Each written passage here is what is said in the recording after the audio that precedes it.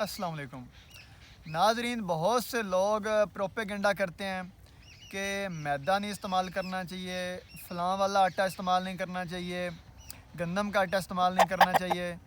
تو یہ بالکل غلط جو ہے پروپیگنڈا ہے، غلط ہے سراسر۔ جتنے بھی ادارے ہیں نیوٹریشن کے حوالے سے، وہ یہی کہتے ہیں کہ انسان کی جو آدھے سے زیادہ کیلریز ہیں وہ کاربوہائیڈریٹ سے آنی چاہیے۔ آپ نے صرف کرنا یہ ہے کہ جب آپ میدا استعمال کر رہے ہوں یا کوئی بھی کاربوہائیڈریٹ زیادہ جس میں ہے وہ والی غذا استعمال کر رہے ہوں، تو ساتھ میں آپ پروٹین جو ہے وہ بھی استعمال کریں اور فیٹس بھی مناسب مقدار میں استعمال کریں، تو کوئی مسئلہ نہیں ہے۔ مثلا میدا جو جلدی ہضم ہو جاتا ہے تو آپ ساتھ میں انڈا استعمال کر لیں، ڈرائی فروٹس استعمال کر لیں، یا اور جو پروٹین سورس والی چیزیں ہیں وہ آپ استعمال کریں، تو کوئی مسئلہ نہیں ہے۔ ہر چیز آپ اعتدال میں استعمال کریں۔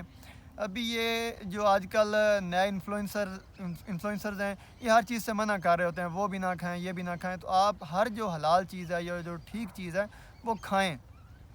تو کوئی ضرورت نہیں کوئی چیز بند کرنے کی، مطلب غلط چیزیں نہ کھائیں، جس طرح بازاری چیزیں ہیں، کولڈ ڈرنکس ہے، فاسٹ فوڈ ہے، ان کو آپ کبھی کبھار سال میں مہینے بعد استعمال آپ کر سکتے ہیں اور ان سے آپ پرہیز کریں۔ باقی ہر جو صحیح چیز ہے، خالص چیز ہے، وہ آپ استعمال کریں۔ اللہ حافظ۔